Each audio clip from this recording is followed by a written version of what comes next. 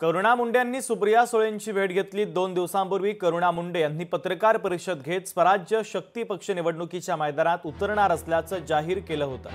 दरम्यान या घोषणेनंतर थेट सुप्रिया सुळे यांच्या भेटीला गेल्यानं राजकीय वर्तुळामध्ये चर्चांना उधाण आलंय। भेटीनंतर करुणा मुंडे यांनी पहिली प्रतिक्रिया दिली आहे। जिथे तुम्हाला वाटतं तिथे आम्ही तुम्हाला जागा देऊ असं आश्वासन सुप्रिया सुळे यांनी दिल्याचं करुणा मुंडे यांनी सांगितलेलं आहे। तो मैं आपकी पार्टी में प्रवेश कर रहा हूँ, तो उनका प्रवेश है। तो ये सब तड़जोड़ जो बहुत